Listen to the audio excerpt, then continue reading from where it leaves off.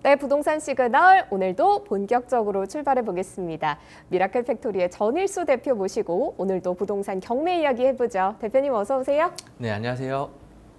네, 먼저 인사 부탁드릴게요. 네, 미라클 팩토리 대표 전일수입니다. 오늘도 여러분과 부동산 경매에 대해서 같이 알아보도록 하겠습니다. 네, 알면 알수록 정말 무궁무진한 매력이 있는 부동산 경매 오늘도 이야기를 해볼 텐데요.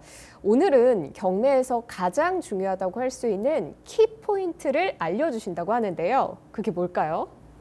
네, 오늘 부동산 경매 얘기해 볼 내용은 말소 기준 권리 등기에 대해서 얘기를 해보겠습니다. 우리가 경매를 할 때 이 말소 기준 권리가 굉장히 중요하죠. 우리가 권리 분석을 얘기를 할 때 이 말소 기준 권리를 굉장히 중요하게 얘기를 하는데 우리가 이 말소 기준 권리를 아는 것하고 모르는 것하고는 나중에 크게 내 투자금이 잃을 수도 있는 상황이니까 오늘 이 영상은 꼭 집중해서 보셨으면 좋겠습니다. 말소 기준 권리라는 게 뭘까요? 우리가 이제 이거부터 알아야죠. 되게 생소하죠. 말소되는 기준인 것 같은데 이게 대체 뭘까? 부동산 담보 가치보다 채무가 더 많은 경우 매매가 불가하죠. 일반 우리가 매매를 할 때는 이거는 당연한 얘기예요. 그래서 경공매, 그러니까 압류재산, 경공매는 채무가 담보 가치보다 많더라도 매각을 통해 말소되는 것이 원칙입니다. 경매도 경매라는 게 이렇게 말소가 돼야 입찰자들이 입찰을 하겠죠. 그래서 말소 기준 등기 또는 말소 기준 권리로 명칭을 하게 됩니다. 그러면 이 말소 기준 권리의 역할은 뭘까요? 크게 이제 우리가 살펴보면 등기부 등본상의 권리를 소멸 여부, 이 말소 기준 권리 때문에 등기부 등본상의 어떤 권리가 소멸되거나 안 될 수 있습니다. 그 다음에 임차인의 대항력 판단의 기준이 되기도 하죠. 네, 이런 게 말소 기준 등기고, 말소 기준 등기의 종류를 알아봐야 되겠죠. 최소한 우리는 이 정도는 좀 외워야 됩니다. 경매를 한다라고 하면 이거는 꼭 외워두세요. 자, 말소 기준 등기의 종류, 근저당권, 저당권, 압류, 가압류, 전세권, 담보가 등기, 경매, 개시결정, 이렇게 5개로 크게 나눠볼 수 있습니다. 자, 이건 꼭 외워두세요.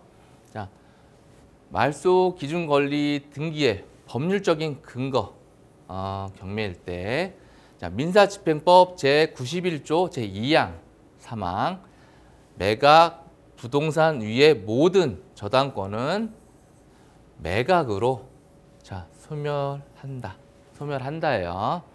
그리고 지상권, 지역권, 전세권 및 등기된 임차권은 저당권, 압류채권, 가압류채권에 대항할 수 없는 경우에는 매각으로 소멸이 된다. 되게 말이 좀 어렵죠? 어쨌든 이거 같은 경우는 다 소멸이 된다는 거예요. 낙찰을 받아도 권리들이 소멸이 된다. 이렇게 쉽게 이해를 하시면 됩니다. 자, 그러면 아까 우리 말소 기준 등기의 종류 외워두라고 했죠. 그 첫 번째가 근저당권, 저당권이죠. 많이 들여보셨을 거예요. 부동산을 내가 사거나 뭐 집을 살 때 뭐 이런 거 할 때는 은행 가서 대출을 받으니까. 근데 일반적으로 우리가 실생활에서는 많이 쓰지 않는 단어긴 하죠. 자, 근저당권, 저당권. 저당권은 채무자의 담보로 설정하여 경매 신청권과 우선 변제권이 있습니다. 근저당권은 담보할 채무의 최고액만을 정하고 채무의 확정을 장래 보류하여 설정하여 저당권의 경매 신청권과 우선 변제권이 있습니다. 그러니까 저당권하고 근저당권하고 비슷하다고 보시면 돼요. 실제 저당권은 거의 사용되지 않죠. 요즘에 뭐 경매 물건을 보거나 뭐 다른 뭐 등기부등본 이런 거 살펴봐도 저당권은 거의 없고 대부분 다 이 근저당권이에요. 근저당권이고 대부분의 말소 기준 등기는 근저당권이에요.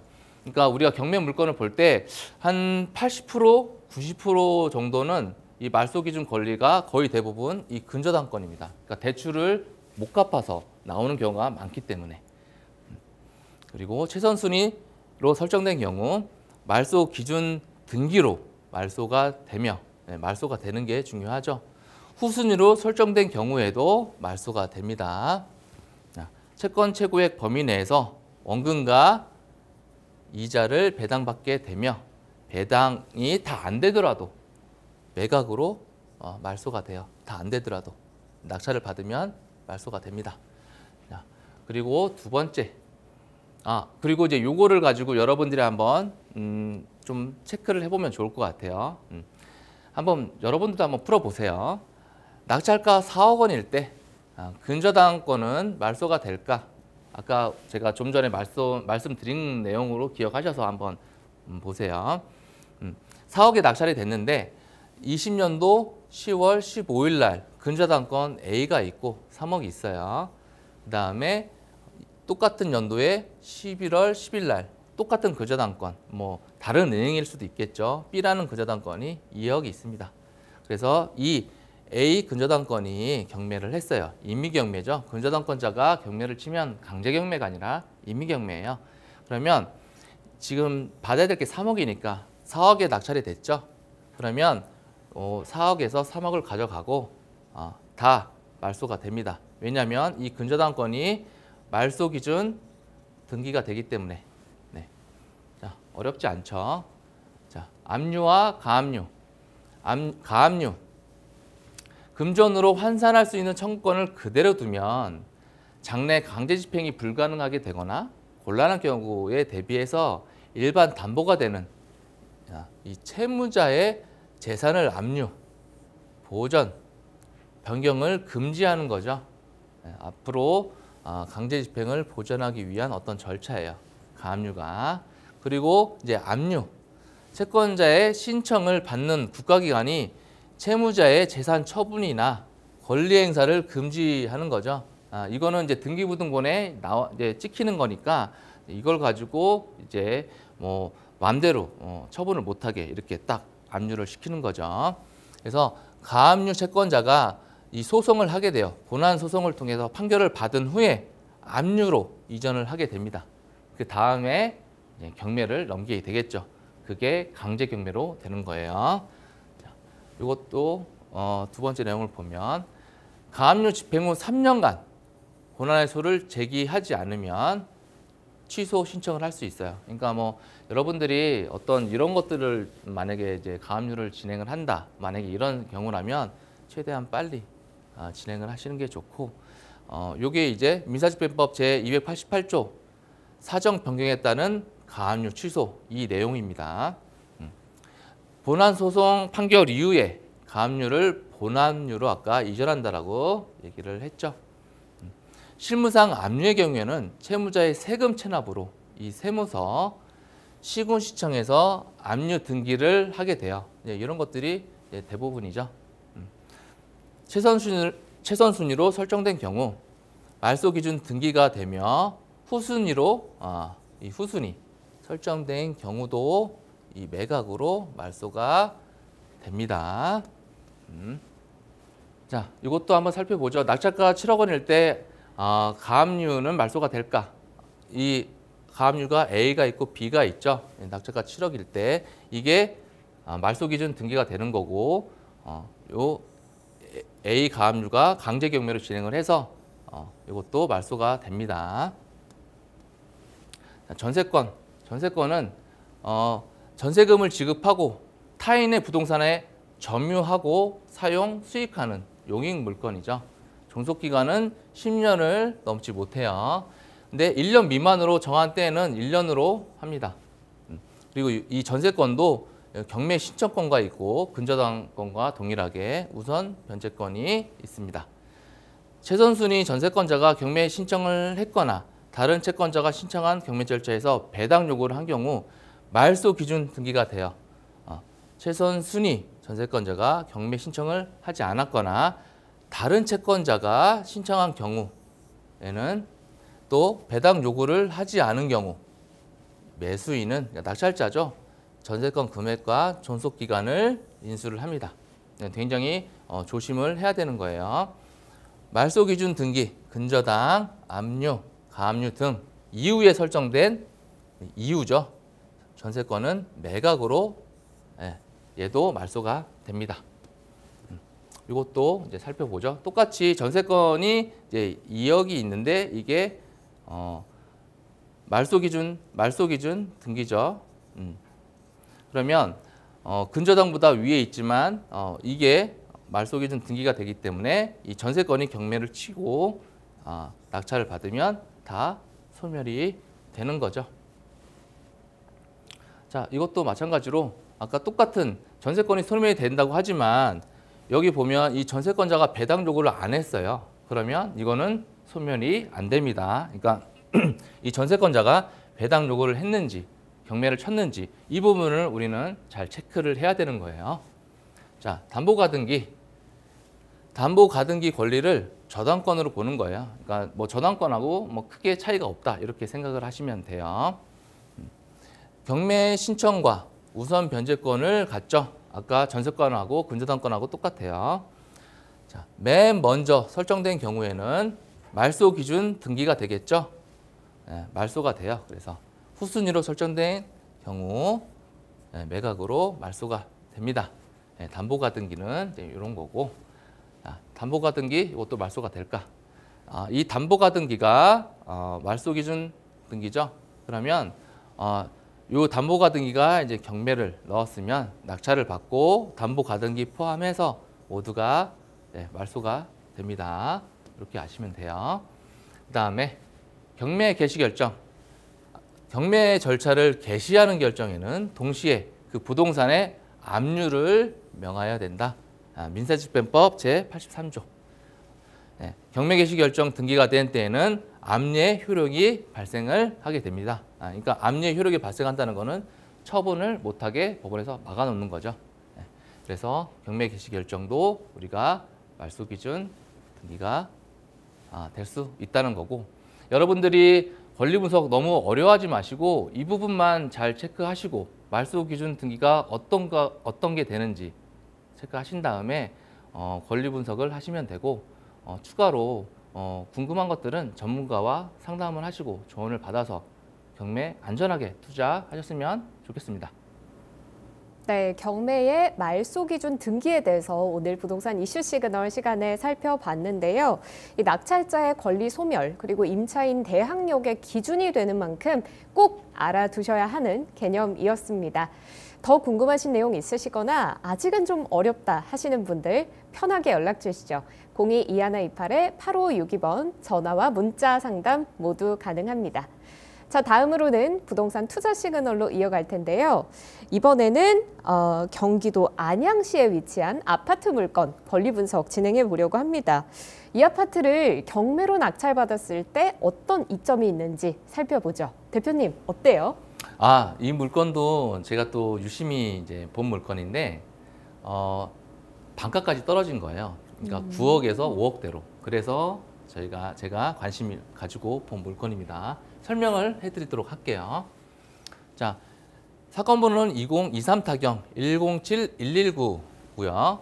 수원지방법원 안양지원에서 7월 9일 날 진행을 하는 물건입니다. 경기도 안양시 동안구 비산동에 있는 비산삼성 레미안 아파트 5층 물건이에요. 그러니까 안양시는 만안구, 동안구가 있지만 동안구는 우리 많이 아시는 평촌, 신도시가 있죠. 그쪽에 위치한 아파트입니다. 면적은 34평, 전용평수가 34평 정도 되는 거예요. 그러니까 뭐 완전 소형평수는 아니죠. 자, 이 아파트의 특이점은 9억의 감정이 잡혔다가 지금 5억 9천까지 유찰이 된 거예요. 거의 반값으로 떨어진 거죠. 그래서 오늘 이 물건을 가지고 얘기를 해보도록 하겠습니다.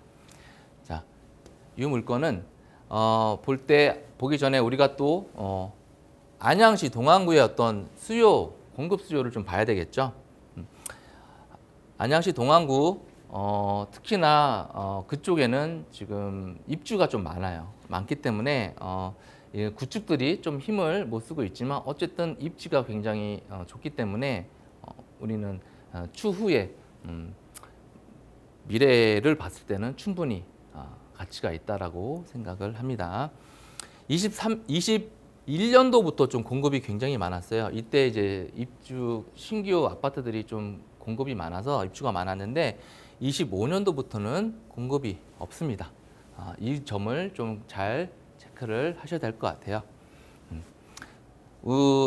동안구에서는 이 비산동이 있고 또 호계동이 있지만 24년도에는 이 비산동하고 이 호계동에 입주가 좀 많았어요. 호계동이 아무래도 입주가 23년도, 24년도 때 더 많았죠. 호계동이 공급이 좀 더 많았습니다. 자, 평수별로 한번 볼까요? 평수별로 보면 저 평수도 이제 이 정도 되는 건데 24년도 때 이렇게 이 정도 있다가 25년도부터 27년도까지는 이 정도 평수는 거의 공급대로 다른 평수도 없지만 이 평수도 거의 없다라고 보시면 돼요. 자, 이렇고 자 단지 정보를 살펴보죠. 이 단지는 3,800세대예요. 그러니까 굉장히 큰 대단지죠. 3,800세대고 브랜드 아파트죠. 23년식이고 이 아파트를 가지고 오늘 얘기를 해보도록 하겠습니다. 자, 평수는 41평, 방 4개, 화장실 2개죠. 드레스룸도 이렇게 있네요. 이런 식으로 구조가 짜여 있습니다. 구조는 굉장히 좋죠. 자, 우리 경매를 볼 때 이제 권리 분석을 해야 되겠죠. 권리 분석이 굉장히 중요한 거니까 내가 뭐 인수할 게 있으면 안 되잖아요. 네. 그것 때문에 보증금을 날릴 수 있습니다. 자, 임차인 현황을 보면 임차인 이렇게 있는데 전입 확정 배당 요구가 다 미상이거나 없어요. 보증금은 500만 원이고 전세권 등기자예요. 그러니까 경매를 신청한 점유자죠. 근데 여기 현황 조사상에 보면은 이 부동산에는 자신과 배우자, 자녀들이 거주를 하고 있다라고 합니다. 근데 이제 요거는 대체 이 임차인은 뭘까? 이제 그게 이제 궁금한 거죠. 여기를 보면 알 수 있듯이 여기에 전세권이 있는데 이 전세권자가 이제 경매를 한 거죠. 그렇기 때문에 지금 말소 기준 권리는 요 14년 5월 15일 날 된 근저당이고 요거는 뒤에 들어와 있기 때문에 자, 이건 다 소멸이 되는 겁니다. 그러니까 이거는 권리상 뭐 문제가 없다라고 보시면 돼요. 자, 이 아파트 매각 물건 명세서를 보면 여기에도 이제 아까 나와 있듯이 이렇게 나와 있는데 보통 이렇게 전세권 설정을 하는 경우는 이제 뭐 대부업체나 개인도 돈을 빌려주고 이렇게 자기가 전세권으로 설정을 하는 경우도 많아요. 그러니까 지금 소유자나 가족들이 살고는 있지만 내가 이렇게 돈을 빌려주고 전세권 설정을 하는 이유는 누구한테 또 임대를 줄 수도 있기 때문에 이런 식으로 전세권 설정을 하는 거예요. 한 500 정도로 해가지고. 그러니까 이거는 낙찰을 받아도 문제가 없고 지금 소유자 가족들이 거주를 하고 있다라고 보시면 돼요. 자, 이 아파트를 보면 이제 이런 식으로 이제 일반적인 아파트인데 그래도 안에 대단지다 보니까 이런 조경들이 되게 잘 돼 있어요. 예, 잘 돼 있고 학교도 바로 안에 있고 약간 구축 느낌은 나죠. 이제 20년이 넘었으니까. 자, 이 아파트 실제 매매 전세를 좀 보면 5월 달에 8억 4천, 뭐 7억 9천 이렇게 거래가 됐고 전세도 뭐 4억 6천, 6억, 5억 뭐 이렇게 전세도 잘 거래가 되고 있습니다. 자, 매물을 보면 이 매물은 7억 8천부터 1층이죠. 저층 7억 8천부터 8억 5천까지 나와 있죠. 아까 우리 최저가가 5억 9천 정도였죠. 그러니까 최저가 대비 지금 현재 매물 호가도 보면 굉장히 메리트가 가격적으로 있는 거죠. 자, 24평을 볼게요. 24평. 우리 경매 물건은 41평이었지만 이 또 동일한 아파트 24평을 보면 이 24평이 5억 7천부터 6억 5천까지 있어요. 근데 지금 최저가가 9억에서 5억까지 떨어졌죠.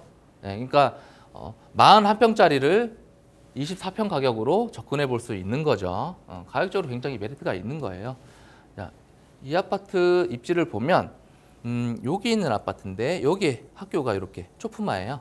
네, 이렇게 되어 있고 여기에 이제 교통도 이제 4호선을 좀 이용할 수 있는데 4호선은 걸어서 가기는 좀 어렵고 이제 바로 가는 버스들이 많이 있으니까 그리고 이쪽에 경감선이 이제 들어오죠. 이제 그 안양 종합운동장 쪽에 들어오니까 27년도에 개통 예정이라고 해요. 안양 종합운동장역.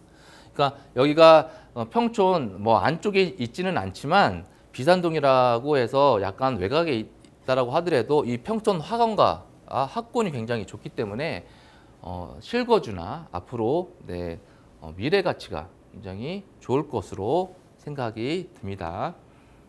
자, 월판선 아까 잠깐 얘기했듯이 이제 여기서 송도에서부터 여기 판교까지 가는 노선이라고 보시면 돼요. 더 궁금하신 분들은 이 월판선에 대해서 한번 체크를 해보시면 좋을 것 같습니다.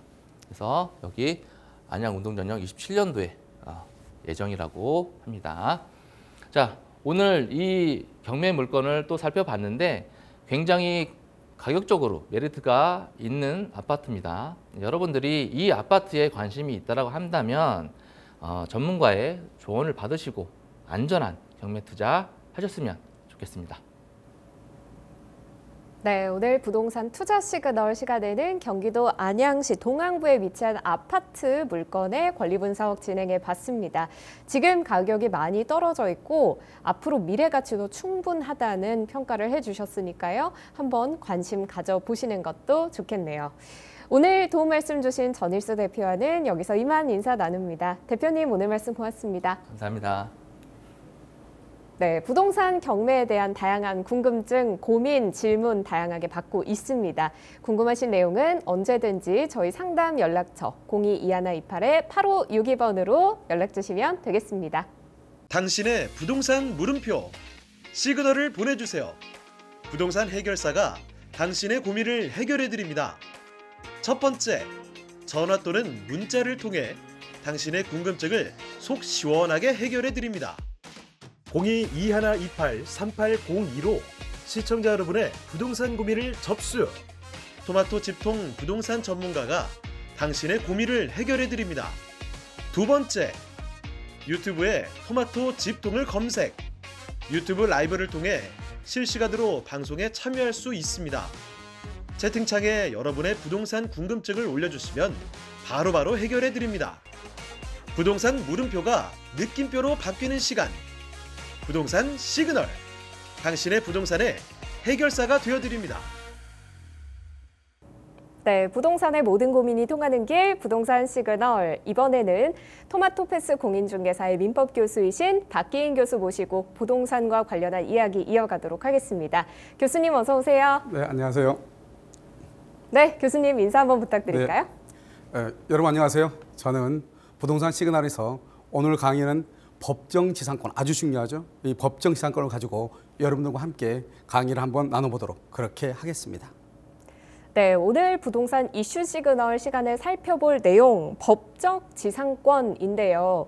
이 부동산은 참 용어가 어렵습니다. 구체적으로 어떤 내용인지 자세히 살펴보기 전까지는 도대체 이게 무슨 내용일까 어려움을 겪는 분들 많으시죠? 오늘 이 시간 법정 지상권에 대해서 하나하나 알아가 보도록 하겠습니다. 교수님, 저도 잘 들어보겠습니다. 네, 지금부터 법정 지상권에 대해서 강의를 하도록 그렇게 하겠습니다. 아마 여러분들이요, 토지를 매입하거나 또는 경매를 받을 때 어떤 문제가 가장 발생하냐?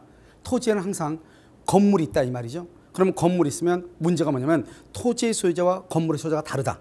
그랬을 때는 법정 지상권의 문제가 발생할 거예요. 우리가 이제 토지에 대한 투자를 할 때 중요한 것들이 중에서 뭐가 있냐면 법정 지상권의 문제하고 그다음에 점유취득시효라고 하는 것이 있어요.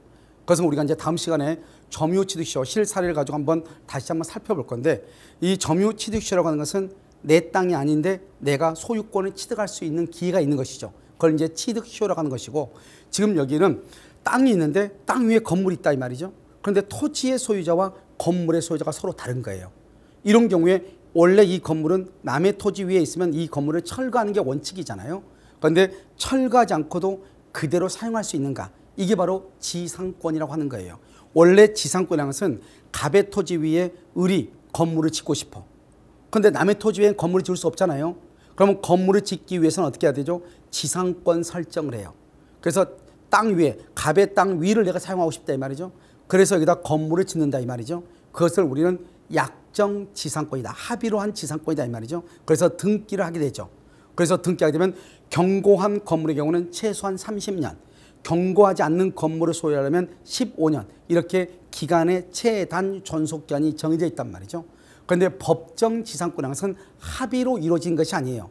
합의에 의해서가 아니고 법에 의해서, 예를 들어서 민법 366조, 민법 305조, 가등기담보법 10조, 그다음에 임목법 6조, 이렇게 다른 법에 의해서 당연히 지상권이 인정된 것으로 봐버리는 것, 그것을 법정 지상권이라고 얘기하는 것이에요. 그러면 A라는 사람의 토지 소유자고 B가 건물이 있다고 해서 그러면 무조건 그러면 법정 지상권이냐? 그건 아니란 말이죠.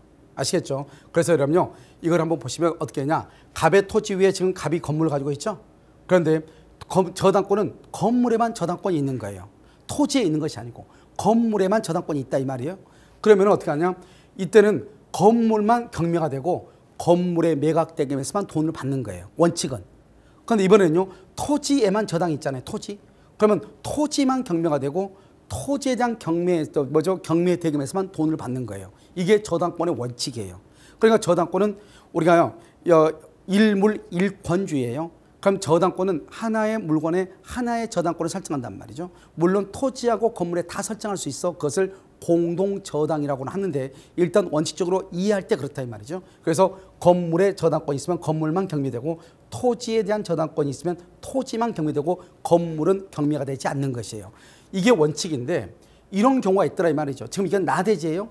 그러면 땅 위에 나대라는 것은 땅 위에 건물이 없는 상태예요. 1월 1일 날. 그런데 여기 을이요, 2월 1일 날 토지에다가 저당을 잡아. 왜? 건물이 없는 상태니까. 그럼 여러분, 땅값이라고 하는 것은 건물이 있을 때 비싸요? 땅값은 건물이 없을 때 비싼 거예요? 건물이 없을 때 더 가격이 높은 거예요. 왜요? 건물이 있다고 하는 것은 더 이상 땅을 사용할 수 없잖아요. 우리 대법원 판례가 뭐라고 얘기했냐면 건물의 소유자가 대지를 점유한다고 했거든요. 그러니까 갑이 토지 소유자인데 토지 위에 을이 건물을 지었죠. 뭐 적법한 건물이든 불법 건물이든 관계가 없는 거예요. 을이 만약에 건물을 지으면 을이 건물에 대한 소유자잖아요. 그러면 이 건물의 소유자인 을이 대지, 토지를 점유할 수 있는 거예요.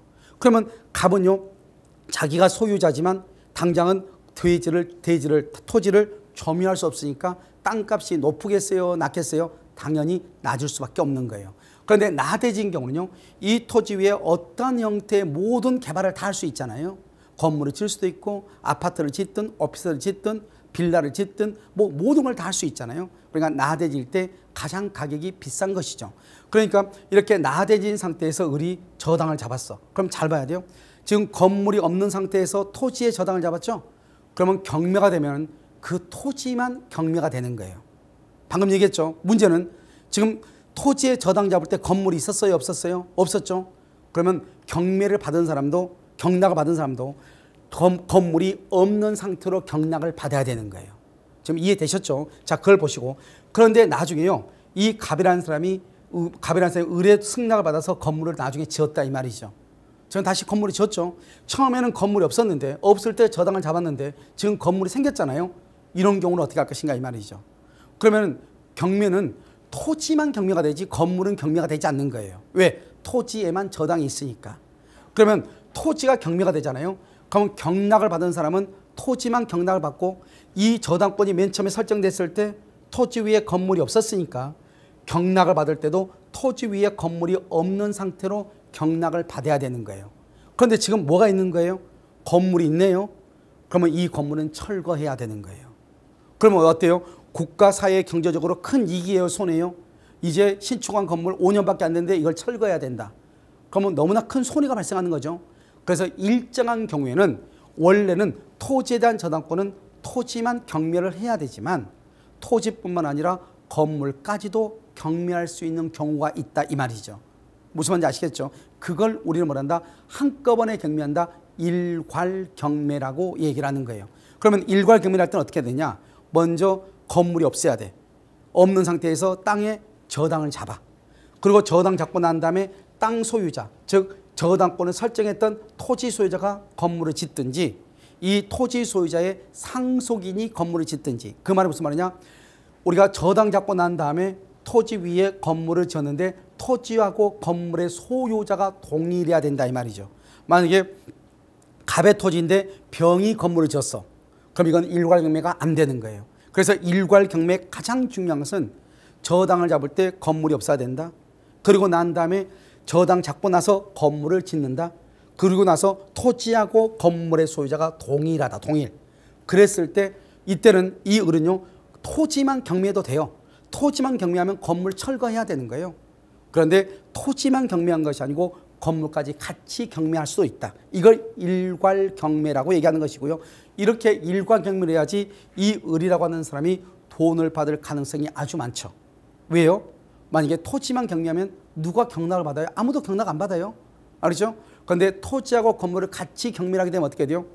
같이 경매하면 토지의 가격이 좀 더 높게 경매가 되겠죠. 무슨 알겠죠? 그래서 자신의 이익을 자신이 추구하는 목적을 달성할 수 있단 말이죠. 그런데 문제는 뭐냐면 이 저당권은 토지에만 있는 거지 건물에는 있는 것이 아니잖아요. 그래서 중요한 것은 뭐냐? 아무리 건물까지 경매를 같이 할 수 있다 하더라도 건물에 대해서는 저당권이 없었으니까 건물에 대한 경매 대금에서는 돈을 배당받을 수가 없고 토지에 대한 경매 대금에서만 돈을 배당을 받는 거예요.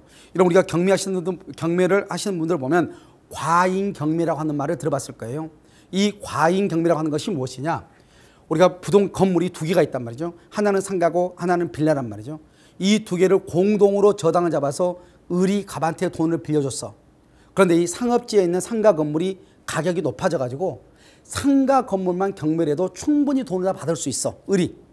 그런데요, 어차피 둘 다 저당을 잡았으니까 상가 건물하고 빌라고 둘 다 경매를 청구를 해. 그럼 법원에 봤을 때는 이게 상가 건물의 가격이 워낙 높아져 가지고 설령 5벌 정도 유찰된다 할지라도 을이 돈을 받을 가능성이 충분히 높다 이 말이죠. 그리고 이것은 유찰될 가능성이 없어. 워낙 좋은 데 있는 건물이라. 알겠죠? 이런 경우는 이 빌라에 대한 경매는 취하를 시켜. 왜? 이것만 경매를 해도 충분히 돈을 받을 수 있음에도 불구하고 다른 것까지 다 경매를 하게 되면 채무자한테 대해서 너무나 큰 손해가 되죠. 이것을 우리는 뭐란다? 과잉 경매라고 해서 하나의 경매, 빌라에 대한 경매는 취하를 시킨단 말이죠. 그것은 내가 돈을 받을 수 있느냐 없느냐의 문제인데 이 일괄 경매 청구는 그런 말이 아니고 건물이 철거당하느냐 철거당하지 않느냐의 문제예요. 그러니까 토지만 경매했다? 그래도 충분히 돈을 받을 수 있단 말이죠.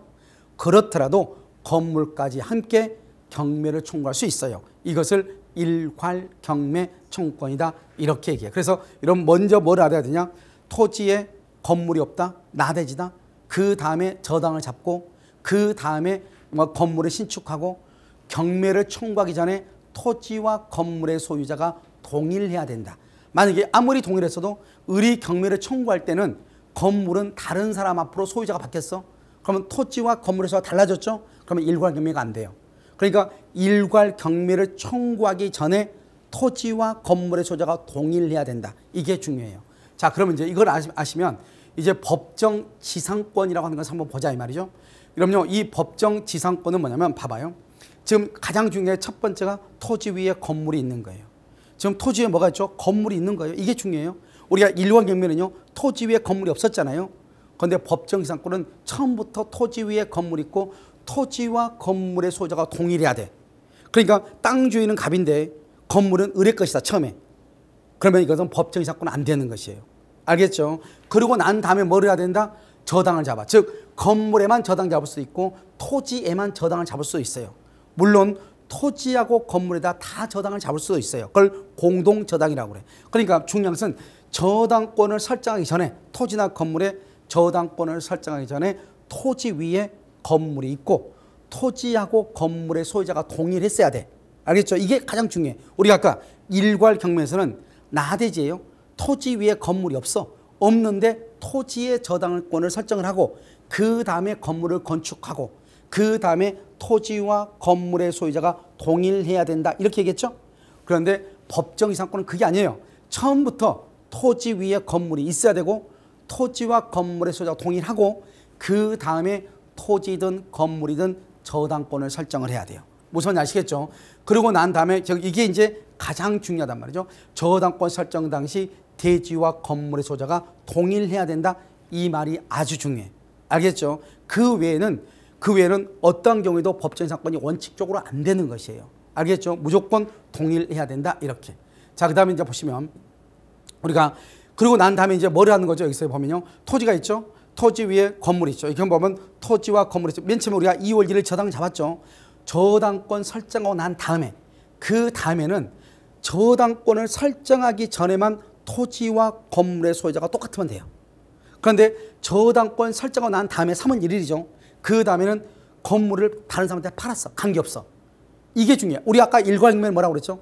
경매하기 전에 토지와 건물의 소유자가 동일해야 되는데 경매에 들어가기 전에 토지와 건물의 소유자가 달라지면 일괄경매는 절대로 못하고 토지만 경매한다 이렇게 얘기했잖아요. 그런데 법정지상권은 그렇잖아요. 법정지상권은 1단계가 중요해. 토지나 건물의 저당권을 설정하기 전에 토지 위에 건물이 있고 토지와 건물의 소유자가 동일해야 돼. 그리고 난 다음에는 건물이 소유자가 바뀌어도 다른 사람한테 바뀌어도 이 바뀐 사람한테 법정지상권이 인정이 되는 것이야. 이게 중요해. 그 다음에 소유자가 병들어도 관계없죠. 또 뭐예요? 여기 건물을 이렇게 뭘 했다? 신축하거나 건물을 쓸어버리고 다시 이 건물을 신축하거나 재축하거나 관계없어. 그래도 법정지상권이 인정되는 거예요. 그러니까 법정지상권의 가장 중요한 키워드는 뭐예요? 토지나 건물의 저당권을 설정하기 전에 토지 위에 건물이 반드시 있고 토지와 건물의 소유자가 동일하면 된다. 그리고 그 다음에는 예를 들어서 건물의 소유자가 바뀌든지 건물이 철거되고 재축, 신축이 되더라도 아무런 문제가 없다. 그런데 문제가 여기서 한 가지 있긴 있죠. 뭐가 있죠? 옛날 건물은요 조립식 건물이었어요. 그럼 조립식 건물의 지상권의 존속기간은 15년이란 말이죠. 그런데 이번에는요 콘크리트 빌딩으로 지었단 말이죠. 그럼 이건 견고한 건물이죠. 견고한 건물은 최단 존속기간이 30년이란 말이죠. 그러면 이때 그러면 법정지상권도 존속기간이 정해져 있을 건데 그러면 몇 년을 인정할 것인가? 이게 문제죠. 이때 대법원 판례가 뭐라 하겠냐? 이 저당권 설정하기 전에 건물을 저당권 설정하고 난 다음에 철거하고 재축할 수도 있다. 하지만 존속기간을 정할 때는 어떻게 정하는 것이냐? 그것은 옛날 건물, 구 건물을 기준으로 한다 이 말이죠. 그러니까 구 건물이 아까 조립식이라고 그랬죠? 그러면 15년이죠. 지금 여기는 신축이죠. 콘크리트 빌딩이죠. 견고한 건물이죠. 30년이죠. 최단 존속기간이 아무리 30년짜리가 할지라도 옛날 구 건물을 기준으로 해가지고 콘크리트 빌딩은 최단 존속기간은 15년만 인정한다 이 말이죠. 그러면 15년 뒤에 그럼 철거해야 되냐? 그건 아니에요. 15년이 지났잖아요. 만약에 예를 들어서 법정이상권 같은 것은 반드시 지료를 또 줘야 된단 말이죠. 그런데 지료를 2년 이상 지료를 지급하지 않죠. 그걸 채무 불이행이라고 하는 거예요. 그러면 2년 이상 지료를 지급하지 않으면은 원래는 어떻게 하느냐? 만약에 아무런 내가 잘못이 없어 지료를 다 냈다. 그런데 15년이 끝났다. 그러면 어떻게 한다? 이 을이라는 사람이 갑이라는 사람한테 뭐라고 한다? 다시 15년을 연장해 주세요. 이렇게 한단 말이죠. 그런데 갑이 나 싫은데 나 한 번 했으니까 나가. 너 나가. 이렇게 얘기하죠. 그러면 그냥 나가는 게 아니에요. 이때 무서운 게 뭐냐? 바로 이 건물을 갑한테 사라고 얘기해. 그걸 지상물 매수 청구권이라고 얘기하는 거예요. 그러니까 이 지상권이는 이건 무섭단 말이죠. 이 지상물을 너가 사. 이렇게 얘기할 수 있는 거예요. 그럼 나중에 어떻게 해야 돼요? 갑은요. 고민을 해야 되겠죠. 이걸 사야 된단 말이죠. 그럼 내가 이걸 살 돈이 없다? 그럼 어떻게 해야 돼요? 계속 을이라고 하는 사람이 기간을 연장해 달라고 하면 계속 연장해 줄 수밖에 없는 거예요. 그러니까 내가 땅을 가지고 있다 해서 좋은 게 아니에요. 이 지상권이라는 것이 무엇인지를 알아야 건물에 여러분이 만약에 건물의 소유자다. 지상권이 있는 건물 소유자다. 그러면 이것을 잘 활용하면 되는 것이고 만약에 여러분이 땅을 가지고 있는 토지 소유자다. 그러면 이 지상권이 있으면 어떠한 문제가 발생하겠네. 이 일을 어떻게 할까? 이걸 고민을 해야죠. 그러니까 옛날 건물이 했을 때는 건물을 내가 사더라도 싸니까 관계가 없는데 시가대로 사는 거예요. 그런데 지금 현재의 건물은 비록 15년의 시간이 흘렀어도 견고한 콘크리트 빌딩이면 비싸잖아요. 그러니까 내가 이것을 샀을 때 나한테 어떠한 데미지가 있는지 이런 것을 잘 판단해가지고 여러분들이 행동을 해야 된단 말이죠. 그러니까 지상권만 문제가 되는 것이 아니고 지상권에 관한 존속기간하고 그다음에 지상물 매수청권 이게 다 연결이 되기 때문에 여러분이 설령 어떤 이유로 경매를 받는다거나 또는 토지를 샀을 때 토지 위에 건물이 있단 말이죠. 그럼 이것을 잘 판단해야 되겠죠. 아시겠죠? 그래서 그것을 얘기한다. 그래서 이건 이제 그건 얘기하고요. 그 다음에는 이제 뭐가 된다? 경매가 되죠. 경매. 그래서 여러분요 경매로 인해서 토지하고 건물의 소재가 달라져야 돼. 이걸 법정 이상권이에요. 그 과정을 보면은 일단 1월 1일 토지 위에 건물 있고 토지와 건물의 소재가 동일하죠. 그러다가 2월 1일 건물에다가 저당을 잡았죠. 저당권은요. 그러고 나서 이제 경매가 되죠. 경매가 되면 방금 얘기했죠. 건물에다가 저당을 잡았으면 건물만 경매가 되는 거예요. 여기서 중요한 키워드는 뭐예요? 저당권을 설정하기 전에 토지 위에 건물 있고 토지와 건물의 소유자가 뭐를 했다는 거예요? 동일했다는 거예요. 아시겠죠? 그러고 나서 이제 경매가 되죠. 경매가 돼가지고 건물만 경매가 되죠. 그래서 토지 위에 건물이 병이 경락이 되죠. 자, 그럼 여기 한번 봐봐. 저당권을 설정하기 전에는 땅 위에 건물 있고 토지와 건물의 소유자가 동일하니까 갑은 자기 땅 위에 자기가 건물을 가지고 있죠. 그럼 별 문제가 없잖아요. 그런데 이번에는요. 갑의 땅 위에 병이 건물을 가지고 있죠. 그럼 돼 안 돼? 원래 안 되죠. 이때 갑은 병한테 건물을 철거하라고 해야죠. 그럼 만약에 병이 건물을 철거당하지 않으려면 어떻게 해야 되냐? 이 토지를 사용할 수 있는 권한이 있어야 돼요. 그 권한이란 게 뭐냐? 토지 전세 계약을 했든지 또는 지상권 설정 계약을 했든지 또는요 임대차 계약을 체결해야 돼. 그리고 나머지는 또 어떻게 해야 돼요? 지상권이나 전세권 같은 경우는 또 뭘 해야 돼? 등기를 해야 돼요. 알겠죠? 그러니까 남의 토지를 사용할 수 있는 방법이 세 가지가 있단 말이죠. 지상권 설정, 전세권 설정, 임대차 계약. 이 세 가지인데 뭔가 하나 있어야지 건물을 철거하지 않는단 말이죠. 그런데 지금 여기는요. 갑의 땅 위에 갑이 건물을 가지고 있다가 경매로 갑자기 토지와 건물의 소유가 달라졌으니까 이 병은 갑한테요. 지상권을 좀 설정해 주세요. 전세권 설정해 주세요. 그 다음에 임대차 계약해 주세요. 이렇게 말을 할 수가 없잖아요. 순간적으로 토지와 건물의 소유가 달라지니까. 이런 경우는 원칙적으로 건물을 철거하는 게 원칙이죠. 하지만 우리 법에는 366조, 민법 제366조에는 특별한 규정을 두고 있단 말이죠. 어떤 경우냐?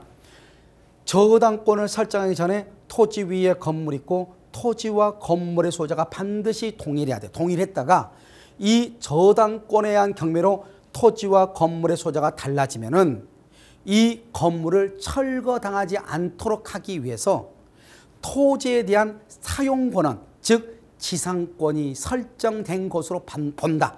지상권이 설정되어 있는 것으로 본다. 이걸 법정 지상권이라고 하는 거예요. 그러니까 병이 갑한테 가서 지상권 좀 설정해 주세요. 이렇게 말할 필요가 없다 이 말이죠. 이것을 우리는 법정 지상권이라고 얘기하는 것이에요. 아시겠죠? 그렇기 때문에 여러분이요. 여러분이 가지고 있는 토지 위에 건물이 있어. 내가 그걸 경락을 받으려고 그래. 또는 A라는 사람의 토지가 경매가 나왔어. 내가 경락을 받으려고 그래. 그런데 그 위에 보니까 건물이 있어. 그런데 이 건물이 다른 사람이 살고 있다는 거예요. 그러면 이러면 어떻게 해야 돼요? 이 토지하고 건물이 어떻게 해서 달리되었는지 알아야죠. 처음부터 달리되었는지 처음에는 똑같았는데 이 사람이 건물만 샀는지 이걸 잘 봐야죠. 처음에는 동일했는데 건물만 샀다? 그럼 뭐가 인정된다? 법정 지상권이 인정된다니까요. 그럼 그걸 그러면 어떻게 판단해야 돼요? 그러면 건축물 대장이라든가 또는 등기부를 가지고 이걸 봐야죠. 그런데 이 건물이 무허가 건물이야. 무허가 건물에서 등기가 없어. 등기부가. 그러면은 이 건물이 언제 건축됐는지 건축물 대장을 보고 건축물 대장에도 나오지 않았다? 그럼 무허가 건축물 대장을 또 확인해야 되겠죠. 이런 것을 확인해서 건물이 언제 건축돼 있고 언제부터 이것이 토지와 건물의 소재가 동일했는데 달라졌는가? 그렇지 않으면 처음부터 남의 땅에다가 무단으로 건축을 했는가? 만약에 남의 토지에 무단으로 건축을 했으면 법정 지상권이 인정되지 않겠죠. 이런 것들을 잘 파악을 해야 된단 말이죠. 그래야지만이 여러분들이 경매를 하거나 부동산 투자를 했을 때 손해가 나지 않죠. 그러면은 만약에 남의 토지 위에 건물이 있어가지고 이걸 법정지상권이다 해. 우리가 보면 경매지 보면은 법정지상권이 성립된 것으로 본다. 이렇게 돼 있단 말이죠. 그러면 여러분요, 법정지상권이 있어 그럼 무조건 이 토지는 버리냐? 그건 아니죠. 땅이 여러분요, 1,500평이야. 그런데 건물이 차지하는 비용은 60평밖에 안 돼. 그러면 60평이 없다고 생각하고 그 다음에 땅의 가치를 평가하면 되죠. 그랬을 때 이 땅이 지금 3번, 4번 유찰돼서 지금 반밖에 안 돼, 반밖에? 그러면 내가 그걸 사면 되죠. 그 나머지는요, 60평은요, 내가 없앤다, 뭐 포기한다, 이렇게 보면 되고. 그럼 언제나 포기하냐? 그건 또 아니에요. 여러분요, 어떻게 할 수 있냐면, 만약에 이 토지가 무조건 내가 포기한다 이게 아니고 어떻게 하면 내가 아까 얘기했죠. 지료를 2년 이상 내지 않으면 이 사람한테 뭐냐 나가고 지상물을 철거하고 청구할 수 있는 거예요. 2년 이상. 그럼 여러분이 조용히 있는 거예요. 조용히 있다가 어떻게 하는 것이냐. 내가 경락을 받고 이 사람한테 내용정보를 한 달에 얼마씩 내라. 그러다 이 사람이 맨 처음에는 내겠죠. 그러다가 어느 정도 시간이 이르면 까먹어. 내지 않아. 우리나라 사람은 잘 아무 말 안 하면. 그러다가 2년 이상이 지나죠. 그러면은 어떤다? 지료를 2년 이상 내지 않았기 때문에 나는 여기서 지상권, 법정 지상권이죠. 해지, 소멸 통고를 해. 소멸 청구. 지상권 소멸 청구를 하면서 뭐를 하냐? 동시에 건물을 철거하라고 하면 돼. 그럼 이 사람은요, 자기한테, 나한테요, 지상물을 매수하라고 청구를 못 해요. 지상물 매수를 청구하려면 반드시 뭐가 돼야 된다고 했죠? 채무 불이행이 없어야 돼요. 2년 이상의 지료를 연체한 적이 없어야 된단 말이죠. 그렇기 때문에 여러분요, 우리가 법정 지상권이 있다고 해서 무조건 이 건물은, 이 토지는 우리가 매입하면 안 되고 경락받으면 안 되고 그게 아니고 우리가 가치를 먼저 따지란 말이죠. 토지의 가치. 토지의 가치가 이 부분이 없어도 괜찮다. 경락받으면 되죠. 그런데 땅이 100평인데 건물이 60평짜리가 있어? 그건 안 되죠. 더 이상 이 토지를 내가 받으면 뭐 하겠어요? 건물이 있으니까. 그런데 무조건 안 되냐? 그것도 아니죠. 내가 지료를 내라고 청구를 해. 한 달에 얼마씩. 알겠죠? 그런데 이 사람이 2년 이상 지료를 안 내죠. 그럼 바로 지상권 소멸을 청구하고 동시에 건물 철거 소송을 바로 들어가는 거예요. 그럼 이 사람 어떻게 해야 돼요? 건물을 철거해야 되죠. 그러면 건물을 철거하려면 얼마나 큰 돈이 들어가겠어요? 그러면 어떻게 한다? 도리어 이 사람이 나한테 이제 내가 이 건물을 싸게 팔 테니 좀 사달라고 또 부탁을 하죠. 그럼 내가 그 건물을 싸게 사가지고 리모델링 해가지고 다시 다른 데다 임대를 주면 되죠. 그러니까 여러분들이 이 지상권이라고 하는 것이 무엇인지를 정확하게 이해를 해야 돼. 일괄 경매청권이 무엇인지를.